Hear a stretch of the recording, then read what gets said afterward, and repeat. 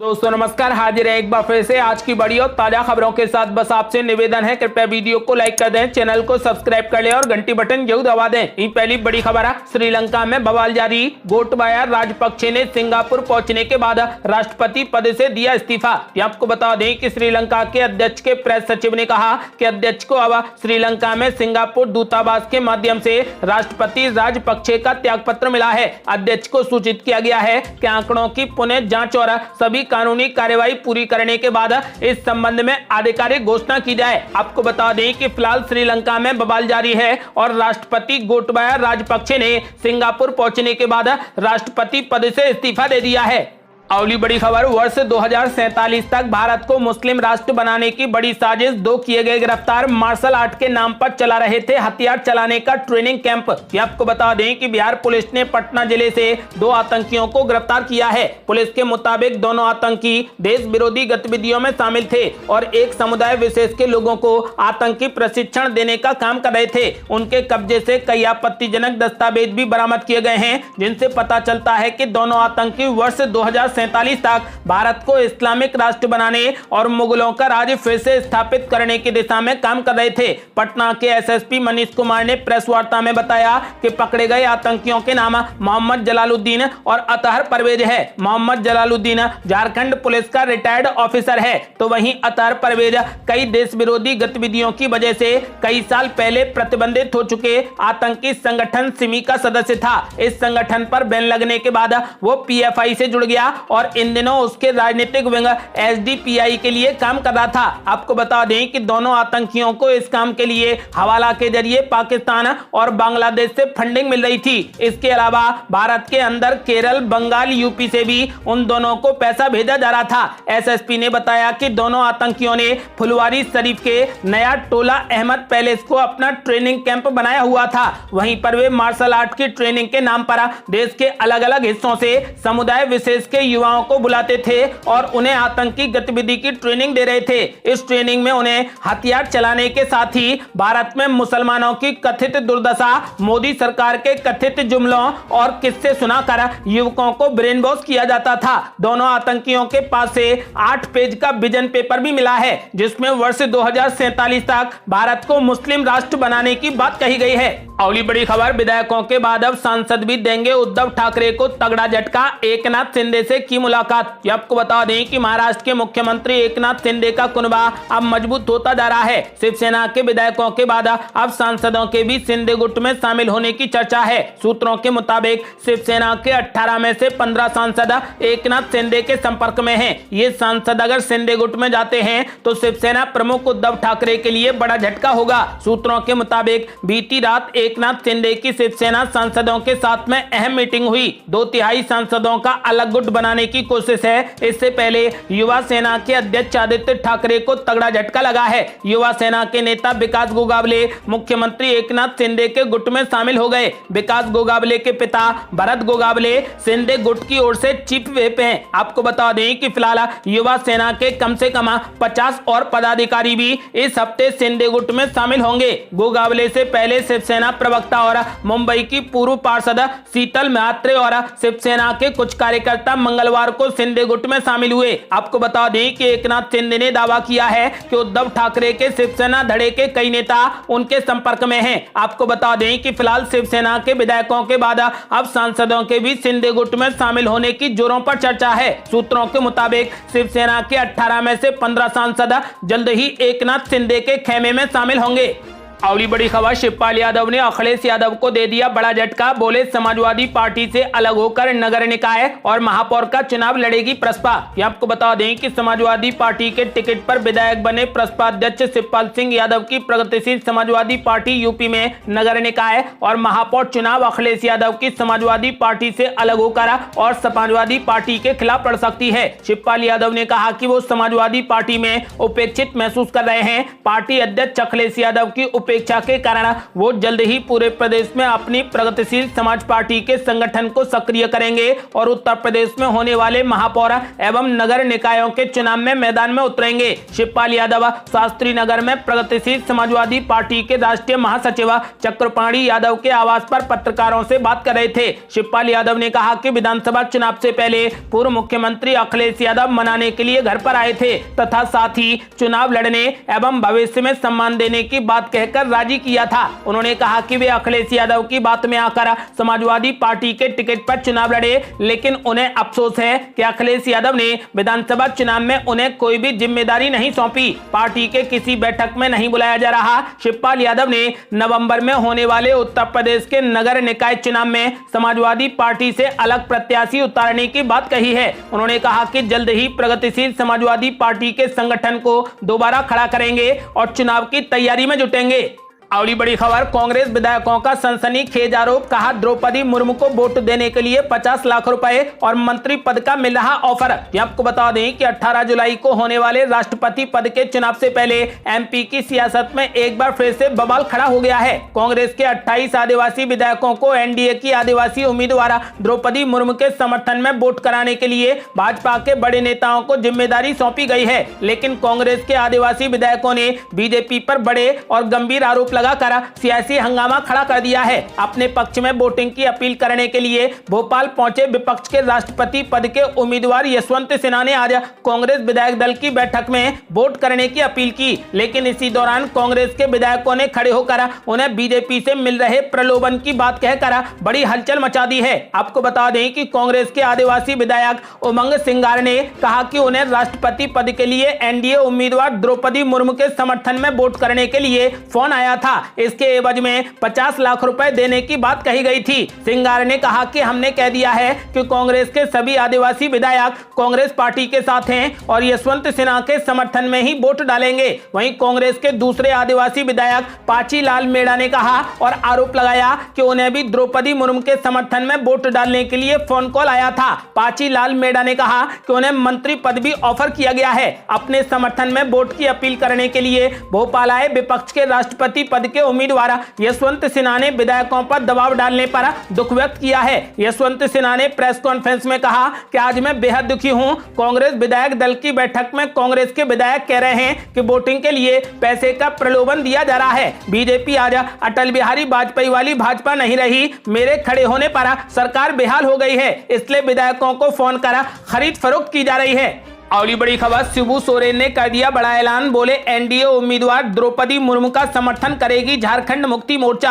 आपको बता दें कि राष्ट्रपति चुनाव को लेकर विपक्षी खेमा अलग थलग पड़ता नजर आ रहा है। शिवसेना टीडीपी के बाद अब झारखंड में सत्तारूढ़ जेएमएम ने एनडीए की उम्मीदवार द्रौपदी मुर्मू को समर्थन देने का ऐलान किया है। झारखंड मुक्ति मोर्चा ने बयान जारी कर कहा कि आगामी राष्ट्रपति चुनाव में झारखंड की पूर्व राज्यपाल और आदिवासी महिला द्रौपदी मुर्मू उम्मीदवार हैं। आजादी के बाद पहली बार किसी आदिवासी महिला को राष्ट्रपति बनने का गौरव प्राप्त होने वाला है। जेएमएम अध्यक्ष शिबू सोरेन ने बयान जारी कर कहा कि पार्टी ने राष्ट्रपति चुनाव में द्रौपदी मुर्मू के पक्ष में मतदान करने का निर्णय लिया है। आप सभी सांसदों और विधायकों को निर्देशित किया जाता है कि राष्ट्रपति चुनाव में राष्ट्रपति पद की उम्मीदवार द्रौपदी मुर्मू के पक्ष में मतदान करेंगे। अगली बड़ी खबर, मात्र एक फोन कॉल दूर है भाजपा और उद्धव ठाकरे का गठबंधन, क्यों महाराष्ट्र की सियासत में लग रहे कयास। आपको बता दें कि क्या उद्धव ठाकरे की शिवसेना और भाजपा के बीच में फिर से दोस्ती होगी। महाराष्ट्र की सियासत में कुछ बयानों के चलते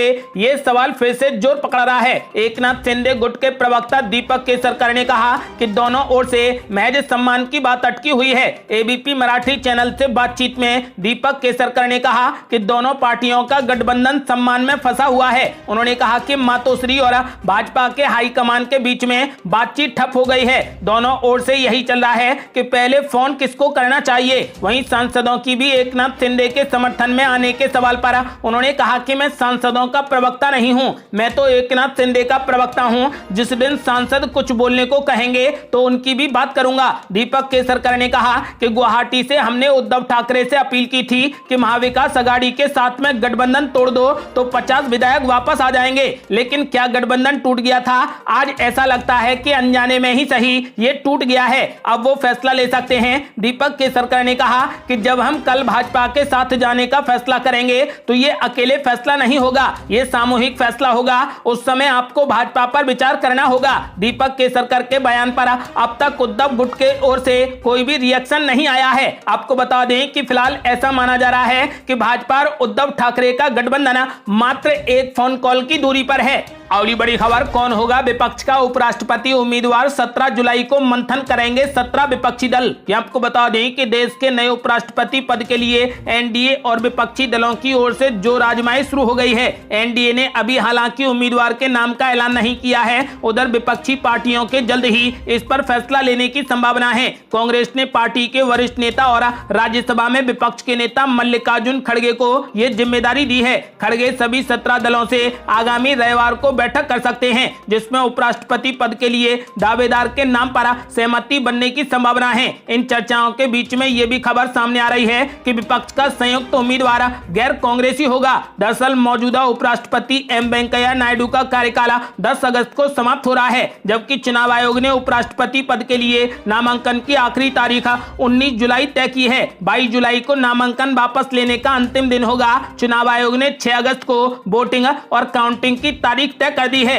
अगली बड़ी खबर, ज्ञानवापी हिंदुओं को सौंपने की अर्जी में संशोधन पर बहस पूरी, अब जल्द आएगा आदेश। आपको बता दें कि वाराणसी में काशी विश्वनाथ मंदिर से सटी ज्ञानवापी मस्जिद हिंदुओं को सौंपने की अर्जी में संशोधन पर बहस गुरुवार की दोपहर को पूरी हो गई। अब इस पर आदेश आने की संभावना है। मुस्लिम पक्ष का प्रवेश प्रतिबंधित करने समेत 3 मामलों पर सिविल जज में दाखिल की गई याचिका पर सुनवाई हो रही है। आपको बता दें कि 77 पेज के प्रार्थना पत्र में 3 बिंदुओं पर संशोधन के लिए वादी अधिवक्ता ने पिछली सुनवाई में मांग की थी। इसके बाद प्रतिवादी अंजुमन इंतजामिया मस्जिद के अधिवक्ता ने संशोधन की मांग को खारिज करने के लिए दलील दी। कोर्ट ने सुनवाई के बाद अब 21 जुलाई की तिथि तय कर दी है। सिविल जज रवि कुमार दिवाकर की अदालत में मांग की गई है कि मुस्लिम पक्ष को ज्ञानवापी मस्जिद परिसर में प्रवेश से प्रतिबंधित किया जाए। ज्ञानवापी परिसर हिंदुओं को पूजा पाठ करने के लिए सौंपकर आदि विश्वेश्वर की तत्काल प्रभाव से पूजा अर्चना शुरू कराई जाए।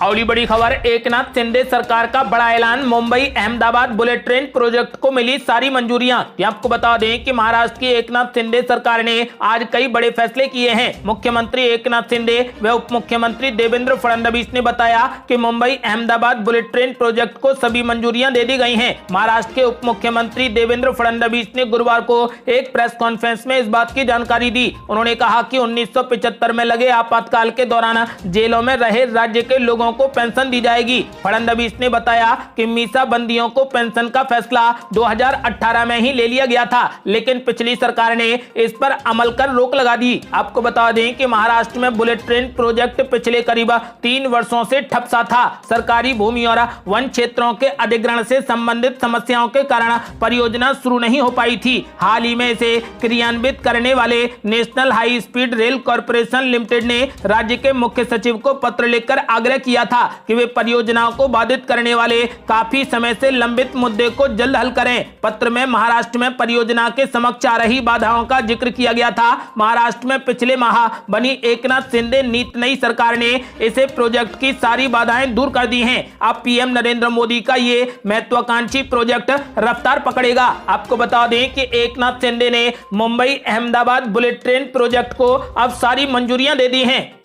अगली बड़ी खबर, सिंगर दलेर मेहंदी को 2 साल की सजा, मानव तस्करी का है मामला, तुरंत किए गए गिरफ्तार। आपको बता दें कि पंजाबी गायक दलेर मेहंदी को मानव तस्करी के मामले में 2 साल की सजा मिली है। पटियाला के एडिशनल सेशन जज ने कल पंजाबी गायक दलेर मेहंदी की अपील खारिज कर दी। पंजाबी गायक दलेर मेहंदी को पटियाला पुलिस ने गिरफ्तार कर लिया है। साल 2018 में दलेर मेहंदी को ट्रायल कोर्ट ने कबूतरबाजी के केस में 2 साल की सजा सुनाई थी, जिसके बाद दलेर मेहंदी को जमानत मिल गई थी। दलेर मेहंदी ने सेशन कोर्ट में फैसले को चुनौती दी थी, जिसके बाद कल एडिशनल सेशन जज ने दलेर मेहंदी की अपील को खारिज कर दिया। साल 2003 में दलेर मेहंदी के खिलाफ पटियाला में कबूतरबाजी का केस दर्ज हुआ था। शिकायतकर्ता के वकील गुरमीत सिंह ने बताया कि 2003 के मानव तस्करी मामले में गायक दलेर मेहंदी को 2 साल कैद की सजा सुनाई गई है और उन्हें पुलिस द्वारा हिरासत में ले लिया गया है।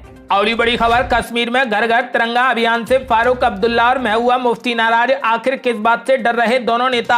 आपको बता दें कि कोई भी व्यक्ति आसानी से बीजेपी के झंडे और तिरंगे में फर्क बता सकता है, लेकिन दुर्भाग्य यह है कि हमारे देश के विपक्षी दल इस अंतर को नहीं समझ पा रहे। वे राष्ट्रीय ध्वज तिरंगे को बीजेपी का झंडा समझकर उसका विरोध करने लगते हैं। इस समय जम्मू कश्मीर में ऐसा ही हो रहा है। 29 जून को जम्मू कश्मीर के ग्रामीण विकास विभाग ने एक सर्कुलर जारी किया था, जिसके तहत प्रदेश में हर घर तिरंगा मुहिम को सफल बनाने के निर्देश दिए गए। ये मुहिम भारत सरकार के उस अभियान का हिस्सा है जिसमें आजादी के 75 साल पूरे होने पर अमृत महोत्सव का कार्यक्रम चलाया जा रहा है। इसमें हर घर तिरंगा के तहत घर घर राष्ट्रीय ध्वज तिरंगा दिया जा रहा है ताकि देश के लोगों को आजादी के गौरव से जोड़ा जा सके। हालांकि जम्मू कश्मीर के नेताओं ने इसका विरोध शुरू कर दिया है। जम्मू कश्मीर के पूर्व मुख्यमंत्री और नेशनल कॉन्फ्रेंस पार्टी के नेता फारूक अब्दुल्ला और पीडीपी की नेता महबूबा मुफ्ती ने इस बात पर आपत्ति जताई है कि कश्मीर में घर घर तिरंगा दिया जा रहा है। सोचिए, देश के राष्ट्रीय ध्वज से किसी को क्या आपत्ति हो सकती है।